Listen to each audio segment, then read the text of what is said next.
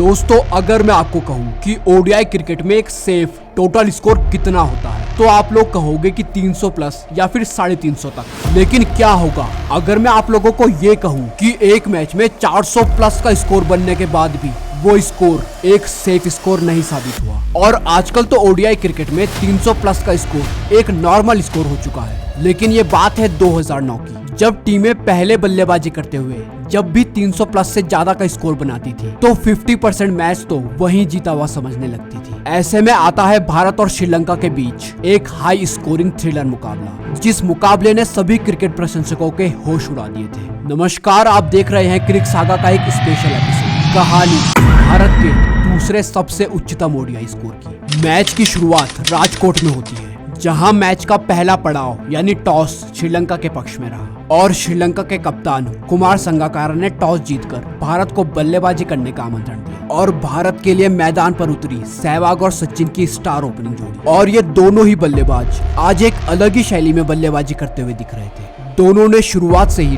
Top gear में बल्लेबाजी करते हुए लंका के गेंदबाजों पर धावा बोला। खासकर सहवाग तो आज T20 के अंदाज में ओडीआई क्रिकेट खेल रहे थे, क्योंकि अब 10वें ओवर की आखिरी गेंद पर एक और चौके से सहवाग मात्र 34 गेंदों में अपना अर्धशतक ही पूरा करते हैं। और सहवाग अब श्रीलंका के लिए एक अग्नि परीक्षा बनते जा रहे थे। और जैसे जैसे ये इनिंग आगे बढ़ रही थी वैसे वैसे श्रीलंकन गेंदबाजों का मोराल डाउन होता जा रहा था। श्रीलंकन गेंदबाजों पर दोनों छोरों से आक्रमण हो रहा था।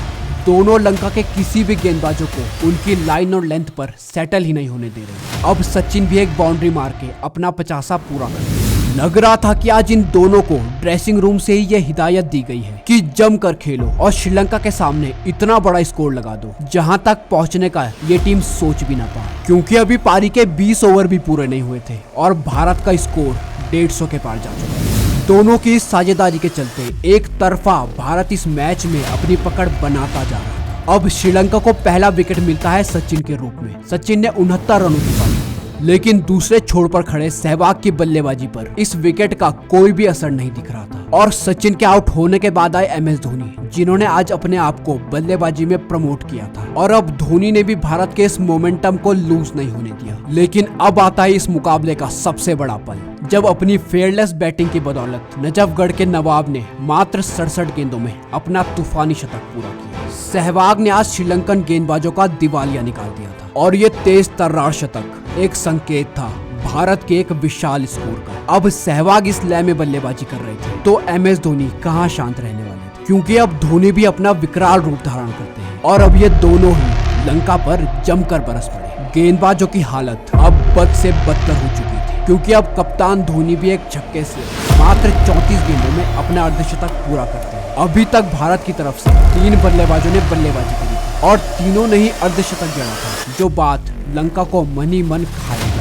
कप्तान संगकारा को कुछ समझ नहीं आ रहा था कि इस मुकाबले में वापसी कैसे की, क्योंकि सहवाग और धोनी के बीच 150 रनों की साझेदारी तो पूरी होती ही है, साथ में भारत का स्कोर भी मात्र 34 ओवर में 300 के पार पहुंचा। अब श्रीलंका के लिए एक उम्मीद की किरण जागती है जब सहवाग और धोनी एक के बाद एक दोनों ही आउट हो गए।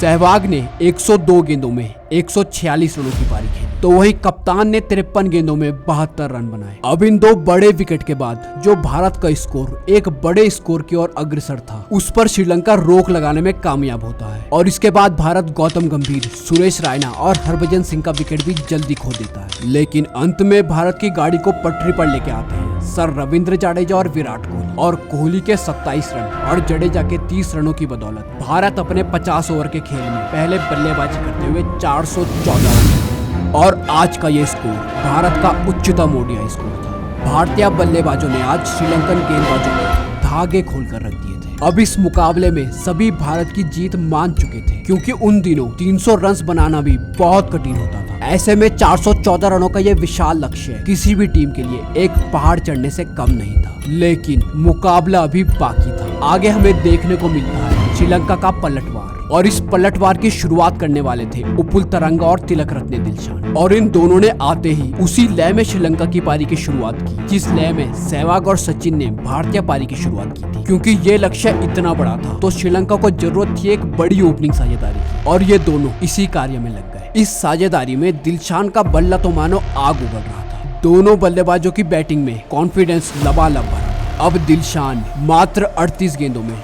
अपना तेज तर्रार अर्धशतक पूरा कर भारत को यह संदेशा देते हैं कि मैच अभी समाप्त नहीं हुआ और भारत अभी भी अपना पहला विकेट तलाश रहा था। दोनों के बीच हुई साझेदारी में उपुल तरंगा एक छोर पे पारी को संभाल रहे थे और दूसरे छोर पर मौजूद दिलशान अटैकिंग खेल रहे थे। इसी के साथ अब दिलशान 20वें ओवर में एक सिंगल लेकर अपना विस्फोटक शतक पूरा करते हैं और दिलशान की इस पारी के साथ श्रीलंका की उम्मीदें भी बरकरार थी। साथ में तरंगा भी अपना 50 पूरा करते हैं और इसके साथ ही श्रीलंका का स्कोर भी 20 ओवर से पहले बिना किसी विकेट के 150 के पार पहुंचता है। दोनों ही भारत के लिए एक बड़ा सरदर्द बन चुके थे और यह सब देखते हुए धोनी ने रायना को गेंद थमाई और इस ओवर में रायना ने तरंगा को छकाया और विकेटों के पीछे MS धोनी ने उनको स्टंप आउट कर दिया। इसके बाद वन डाउन आते हैं कुमार संगकारा और आते ही संगकारा ने एक लंबा छक्का लगाकर अपनी मौजूदगी का प्रमाण भारत को दिया और संगकारा एक बार शुरू किया हुए फिर तो रुके ही नहीं। वो भारतीय गेंदबाजों पर लगातार प्रहार करते रहे और भारत के लिए अब आगे कुआं और पीछे खाई वाला मंजर सामने था। संगकारा के इस पलटवार का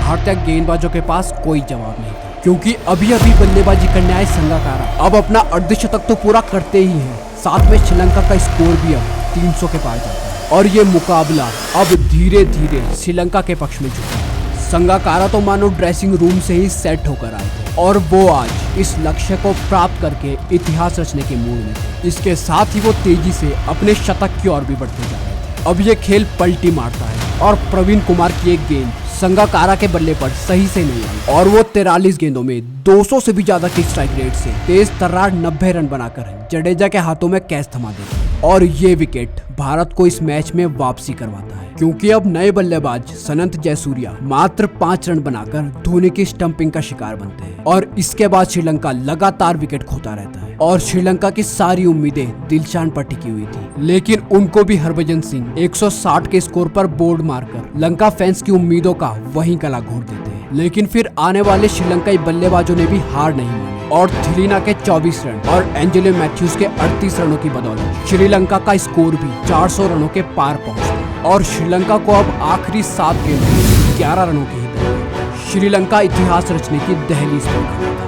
लेकिन फिर अगली गेंद पर समारावीरा रन आउट हो जाता है। इसके बाद एंजेलो मैथ्यूज ने कुछ सिंगल्स और डबल्स की बदौलत इस फासले को और कम किया और अब श्रीलंका को आखिरी 3 गेंदों में 6 रनों की जरूरत थी। सबकी आंखें फटी की फटी रह गई थी क्योंकि ये भारत का ओडीआई क्रिकेट का सबसे उच्चतम स्कोर था जो चेज होने की कागार पर खड़ा था। लेकिन मैच अभी भी किसी भी दिशा में झुक सकता था और आशीष नेहरा की अगली गेंद पर मैथ्यूज बाउंड्री खोजने की तलाश में सचिन के हाथों में गेंद मार बैठे और अब श्रीलंका को 2 गेंदों में 6 रन चाहिए, एक हिट और मुकाबला लंका की झोली में। लेकिन आशीष नेहरा की अगली गेंद पर सिर्फ एक सिंगल ही और प्रेशर अब पूरी तरह से श्रीलंका के ऊपर था क्योंकि अब श्रीलंका को बची हुई एक गेंद में 5 रनों की दरकार। इस महामुकाबले में लगभग 100 ओवर पूरे होने वाले थे लेकिन अभी तक कोई भी ये नहीं बता सकता था कि कौन सी टीम ये मुकाबला जीतेगी। एक गेंद और 5 रन। आशीष नेहरा ने गेंद डाली, बल्लेबाज ने जोर से बल्ला घुमाया लेकिन इस गेंद पर सिर्फ एक ही रन आया और भारत ने ये ऐतिहासिक मुकाबला 3 रनों से जीत लिया। सभी समर्थकों की अब जान में जान है क्योंकि ये था एक हाई स्कोरिंग थ्रिलर मुकाबला जिसका नतीजा हमको